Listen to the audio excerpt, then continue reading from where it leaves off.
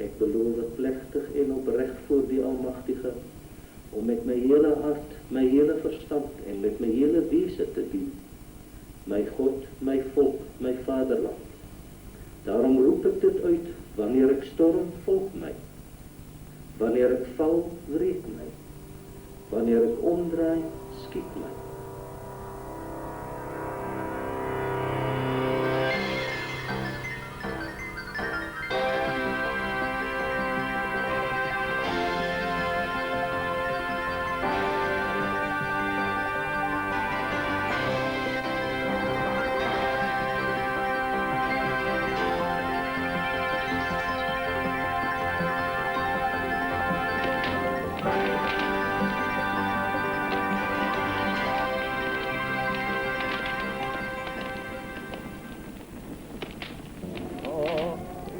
In die volksmythologie van die Oswa brandwag het die slag van Majuba die belangrikste plek ingeneem en sou dit ook as feesdag herdenk word.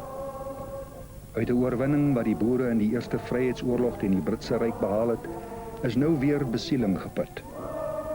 Het eie fondse is die plaas waarop die berg staan aangekoop en op 'n hoë noot in 1940 in besit geneem.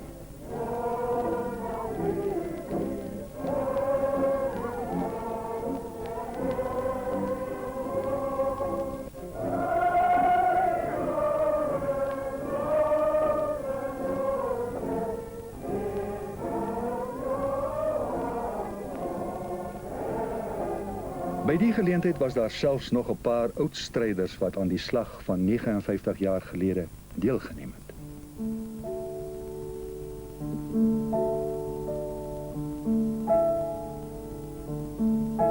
Volksgenote het rondom die hoogste piek saamgetrek, waarna die strijdsimbool gehys is.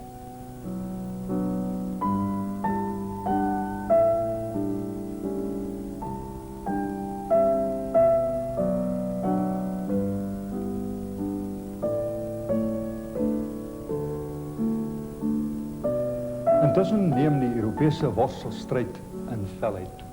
Die Afrikaner en veral die ondersteuners van die Oswa brandwag het heimlik en soms openlik die Duitse saak gesteun. So is daar saans wederregtelik ingeskakel op die Duitse nuusdiens Radio Sese, waaroor ook verskeie Afrikaners bydraes vanuit Duitsland gelewer het. Ja, dit was nou my eerste ervaring toe ek hier in die sentrale gevangenis beland en daar nou sit en wag vir die toekoms. Toe word by my aangemeld, daar is 'n oom wat my wil spreek. Ek moes toe uit my sel gaan na die voordeur van die gevangenis en daar staan nou die oom en hy kyk my so en hy tel sy pinkie so op en hy wys dit vir my so en hy was in sy middellid af. Hy sê vir my, jy is skuld aan hierdie pinkie. Toe sê ek vir hom, nee oom, ons het net gepraat, ons het nie geskiet nie. Maar toe staan sy dogter daarby en sy vertel my toe nou die storie. En dit was nou vir my interessant. Want ons het geen idee gehad of die mense ooit na ons luister in Suid-Afrika nie, of waar en hoe hulle na ons luister. Nou vertel sy nou, dat hier in West-Transvaal, in die Bosveld, het daar 'n radioapparaat bo die boom vasgesit. En die mense het van heinde en ver gekom om die tyd wanneer ons uitsaai. En daar nou gesit en wag tot laat Season met sy program begin.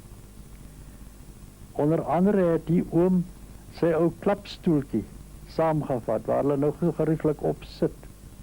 En aan die begin van die sending het ons, in plaas van te sê, die Duitsers het weer 20 of 10 of 11 Engelse skepe gesink, het iemand van die radio, het het vroeg voor die uitbreek van die oorlog reg gekry, om die ou klok van Lloyd, van Londen, te steel en na Duitsland toe te neem.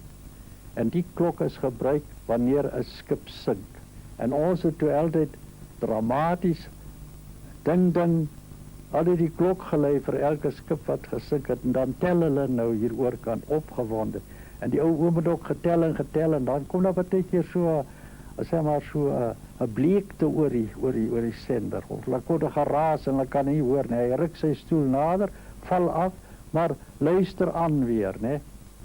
En toe die sending klaar is, dit was seker 'n uur daarna, toe sê die man wat langsom sit, oom, is dit nie jou puntjie wat daar op die grond lê? Duitsland se sukses in Europa het die Smuts-regering genoop om nog net meer noodregulasies in te stel. Soos in 1914 word alle wapens ingevorder. Ook die Home Guards en waarheidsridders word ingestel om aan die owerhede verslag te doen oor die bedrywighede van anti-oorlogsgesindes. Ek was een van die eerste manne, ek was die polisie aan die speurdiens verbonden in Pretoria. Een môre roep my hoof my en sê vir my, gaan sien meneer so in Sunnyside. Gaan sien hom toe daar, toe is hy een van die uitgewekenes uit Duitsland. Hy is nog nie lang hier nie, hy het nog nie eens burgerskap nie. En hy sê vir my, is 'n man wat ons moet arresteer, want die man is 'n nazi. Hy lees net nazi-koerante. Ek sê maar, ons het nie 'n nazi-koerant hier in die land nie. Hy sê nee, dis paper the Transvaller. Ready for service anywhere in Africa. Our volunteer army rallies to the colors. In dieselfde gees word bepaal dat alle stadsrade en dorpe 'n middagbidpause sal instel om die oorlogspoging te steun. Weereens word die weerstand uit OB-geleedere hierdeur verskerp. Anticipating another disturbance during Cape Town's noon pause, a large detachment of policemen and special constables march to Adderley Street. Again, the pause is broken, and after the 2-minute silence, the crowd gives vent to its indignation. But the police form a cordon and manage to hold them back.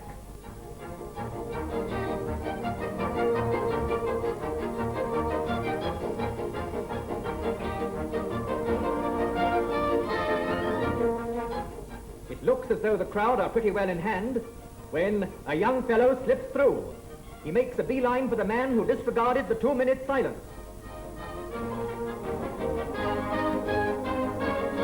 We hope for the sake of the good name of South Africa that Cape Town will witness no more incidents of this nature. Ons het geglo aan al die mense wat teen die oorlogspoging was, wat nie vir neutraliteit was, het geglo na die eerste klompie oorwinnings wat die Duitse leer behaal het, geglo dat Hitler gaan die oorlog wen. Ja. En ons het nog nooit, ons Afrikaner volk het nog nooit teen die Duitse volk geveg nie. En die Duitse volk het nog nooit teen ons volk geveg nie. Ons het nog altyd teen die Britse Ryk geveg. En ons vrouens het in Britse konsentrasiekampe gesterf. Met die een Duitse oorwinning na die ander het die Suid-Afrikaanse toetrede tot die oorlog al hoe meer sinneloos voorgekom. Dit was ook juis in die tyd dat Suid-Afrikaanse troepe vir die eerste keer aktief in Oos-Afrika aangewend word. Verskeie volksbetogings is in die winter van 1940 gehou om die regering te oortuig dat hulle moet onttrek. Die bekendste protesoptog teen die oorlog het op Saterdag 22 Junie 1940 plaasgevind, toe 10.000 vroue in voortrekkerdrag deur die strate van Pretoria gemarseer het na die Uniegebou om 'n protesnota af te lewer.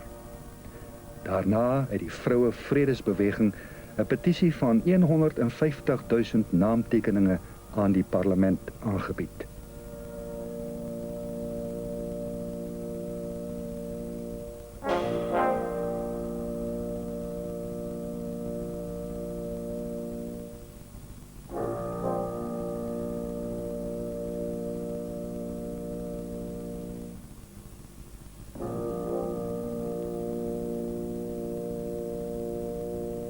Dit was die gebruik destyds om bioskoopvertonings af te sluit met die Engelse volkslied.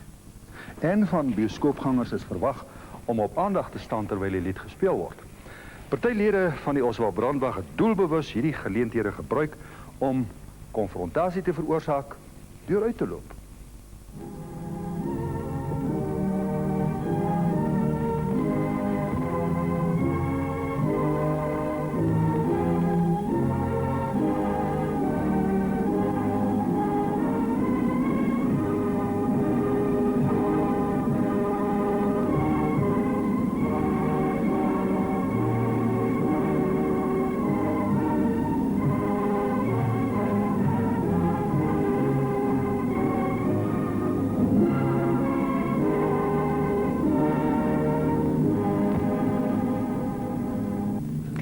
Ja, die wielformasie het ons natuurlijk geoefen om nou, as daar 'n indringing van buite 'n saal kom, om die mense buitekant te hou. Nou, soos u kan sien, die wagte het altyd uniform aangehad en ons het 'n breë leergordel gedra. En dan het ons in 'n sirkel gestaan in die vorm van 'n wiel. En jy het met jou linkerhand aan die gordel gevat van die man voor jou. En ons het naby mekaar gestaan. Jou hand was trek. Met ander woorde was 'n geslote formasie. En ons het natuurlik 'n knippels gehad. Dit is gewoonlik maar 'n rubbertuinslang wat gelaai was met sand en 2 houtproppies in 'n leerband om die hand. En die het jy natuurlik, as daar 'n moeilikheid kom, ons het nie gewoonlik gedra nie, ons het hom nie by ons broek ingedra. Maar as daar moeilikheid kom, dan word hy uitgehaal en dan word die man voor jou vasgehou. En nou is ons aan die binnekant van die saal. En nou as die man van buitekant af probeer indring, dan draai die wiel binnekant. Ons loop al in die ronde. Met ander woorde, jy het altyd 'n nuwe man voor die deur. En jy beskerm die man voor jou se rug en sy sye, want jy slaan van agter. En nou as die man voor jou byvoorbeeld nou seer kry deur 'n hou van buite, dan word hy in die binnekant van die wiel gegooi en dan gryp jy die man voor jou vas. Sedert die einde van die oorlog is daar reeds baie bespiegel of die Ossawa brandwag in kontak met Duitsland was. Na bewering was die beweging met die Duitse konsulaat in Lorenzo Marx in radioverbinding. Ons het die destydse adjudant van die kommandant-generaal gevra of dit waar was. Ja. Kijk, dat sal nou, ek vind het vir my om nou te sê, daar was nie skakeling, sal nou so baie simpel wees. Want ons was in 'n oorlogssituasie gewees met baie gevaarlike omstandighede. Van leibrands wat op ons afgegooi is en ander goed, verstaan, en internerings. En daar was Duitse agente wat geopereer het en wat onder die dekmantel of vriende van die Ossawa brandwag beweeg het. Ja, ons het bij uitstek Brixen gekies, omdat die politiezender was op Brixen, aangrenzend aan Brixen. Nou, die richtingzoekers destijds was nog niet zo goed niet. Hulle kon maar binnen enkele mijlen destijds vaststellen waar een zender mogelijk was. Nou, ons het ons zender zo degelijk georganiseerd. Niet alleen die klank van die seine was diezelfde, ook zelfs die manier van zijn was door ons deskundigen zo geoefend dat mens kon niet een verschil horen met die politiezender niet. Dan had ons die politiezender lang opgehouden, ook die kantoor daar waar ons kon inkijken, en ze had precies die routine gekend. Dat hij zeg maar 8:30 gaat hij koffie maken. Dan komt ons in en omdat we ook vastgesteld dat hij ook codeberichten uitstuurde, kon niemand wat zenders zoekt op die gedachte komen dat het ons was. Hij had het ook nooit gemerkt. Ongeveer September 1940 het daar aan elke OB-kommando in Transvaal opdrag uitgegaan om 'n spesiale afdeling te stig wat as aparte eenheid binne die OB sou funksioneer. Die stigting van die stormjaars, soos hulle bekend sou staan, moet gesien word in die lig van genoemde konfrontasies met loyaal gesindes en die regering se onderdrukkingsmaatreëls.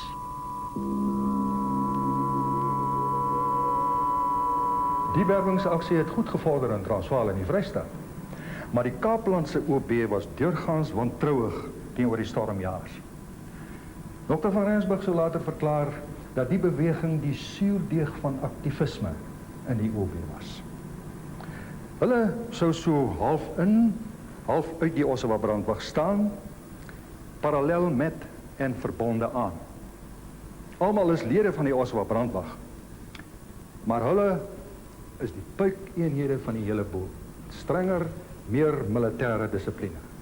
En ek kan onthou hoe ek ingesweer is, ek is daar net by die kandel was in 'n bloekombos, was ek aangesê om, ek dink 18 of 9 uur die aand te wees, en toe kom daar manne met maskers aan, eintlik lang gewaad, eintlik soos 'n Mohammedaan gekleed, maar ek kon aan sy liggaamsbeeld kon ek herken dat dit is Johannes van der Walt, want hy in sy stem ook.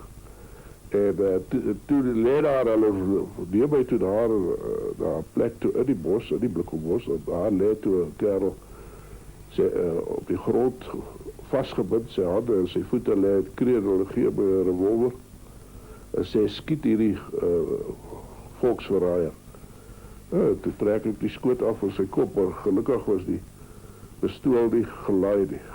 Dit was die metode om jou te toets of jy burger jou pype het.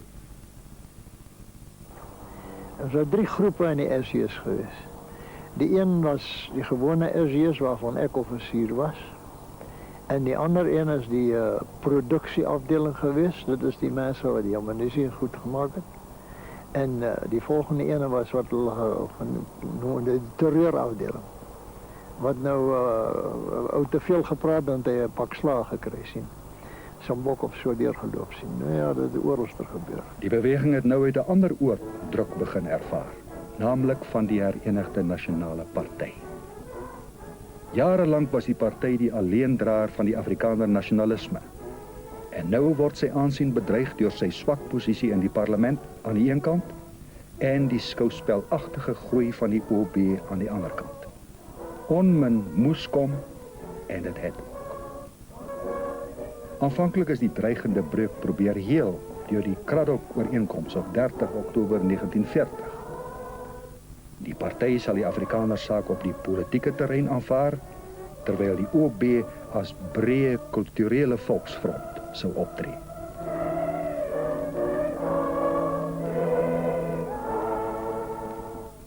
Die leierskap van die OB het ook nou in die gedrang gekom. Kolonel J.C. Laas, se organisasiepatroon en onortodokse optrede het net nie meer gepas by 'n beweging wat letterlik uit sy nate gebars het nie. Die vraag was net, wie sou die leiersels oorneem van 'n wa wat blykbaar sonder beheer teen 'n afdraande voortsnel. Die keuse het uiteindelik geval op die dinamiese jong administrateur van die Vrystaat, Dr. Hans van Rensburg.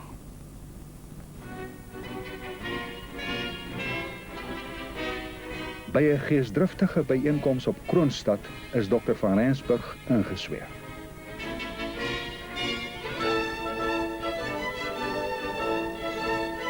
In baie opsigte sou die geleentheid die kroonspan op sy openbare loopbaan. Onder andere ook as sekretaris van Justisie onder generaal Smuts. Daar het toe alreeds beweringe ontstaan dat Hans van Rensburg reeds sedert die beweging se ontstaan sy invloed op die Ossawa brandwag laat geld het.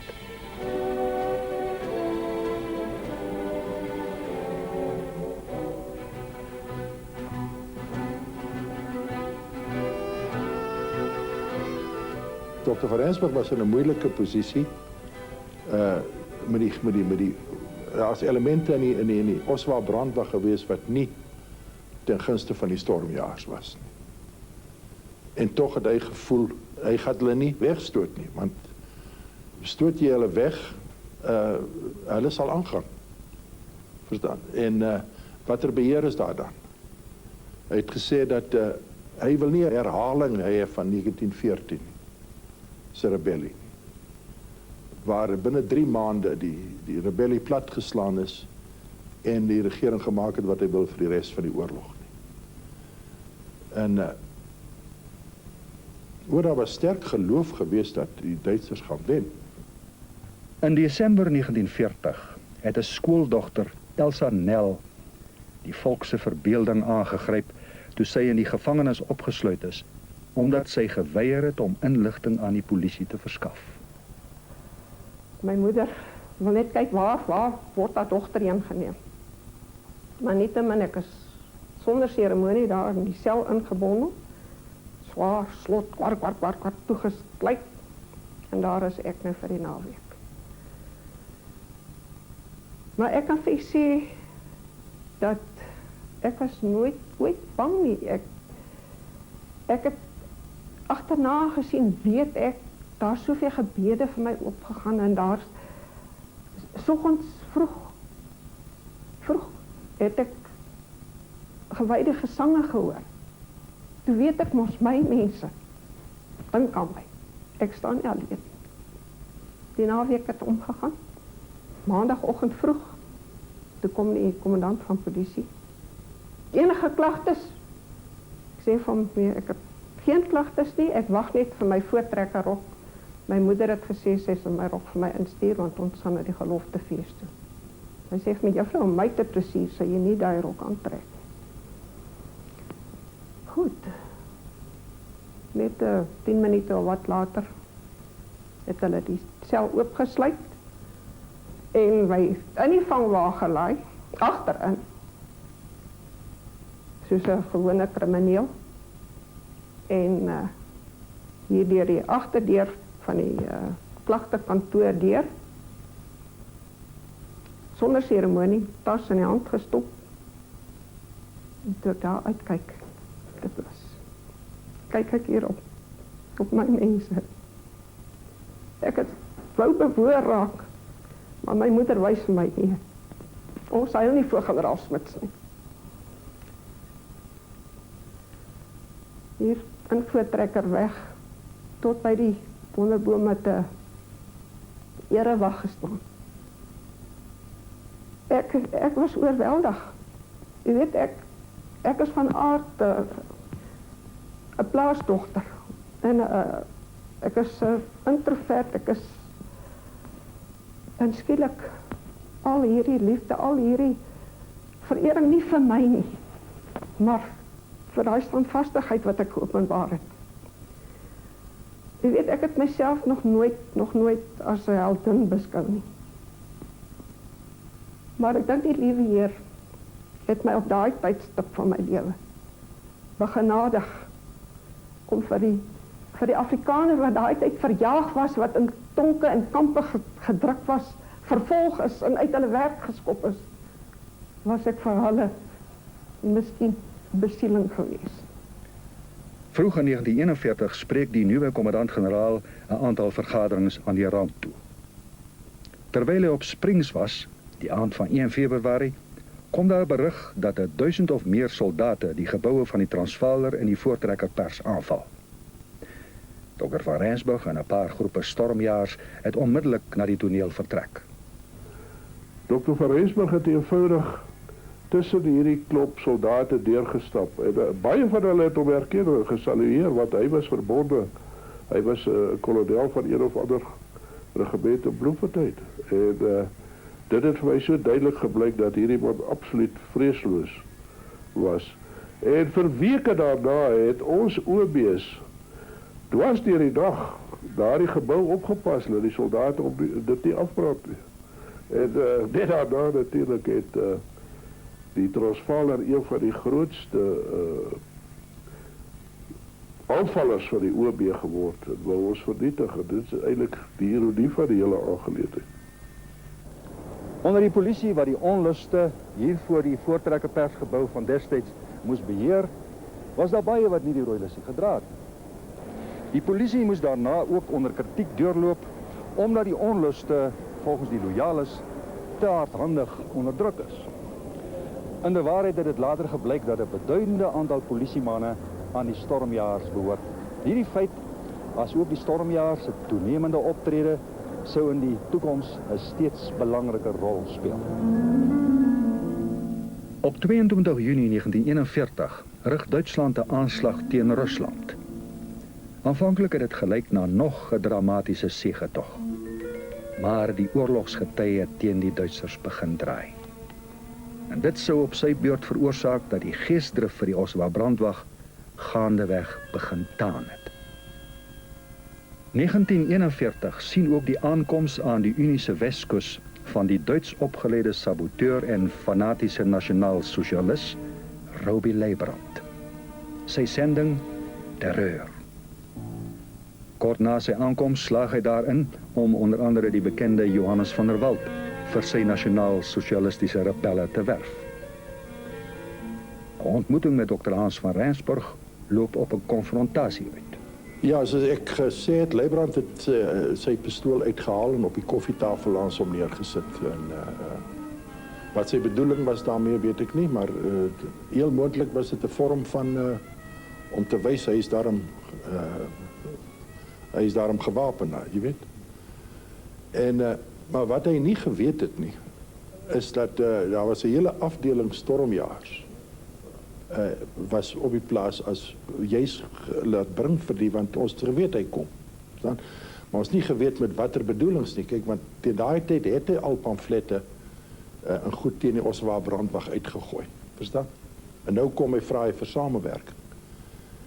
En buite was 'n afdeling gewees, hulle was bewapen. En in die gang, het een van die kerels, stormjager Lombard, dan nog sy naam, het in die gang gestaan, die donker gang, en daar was 'n glasdeur met 'n kantgordyntjie wat in die eetkamer ingelei het, in die sitkamer. En Lombard het daar gestaan met 'n 4-5 pistool. En soos Dr. van Rensburg later gesê het, hy het ijskoud geword toe Leibrand die pistool uithaal en op die tafel neersit. Want hy weet, Lombard is hier bid, net stil gebid, dat Lombard met dit nie beskou, jy weet, as Lombard dit as 'n beskou het as 'n dreigement vir Van Rensburg, en hy het geskiet op Leibrand, dan kan jy nie voorstel wat 'n gemors daar sou gewees het nie. Toe het Robbie Leibrand zo mal aangegaan dat hij ook ons dienst in gevaar gesteld heeft, want hij had slapende honden wakker gemaakt. Zo heeft ons toen op verzoek van dokter Van Rensburg in Duitsland aangevraagd, wat moet ons doen? En die antwoord was nogal verbluffend, kort en zakelijk. Het had gelui Robbie Leibrand in Duitse militaire dienst.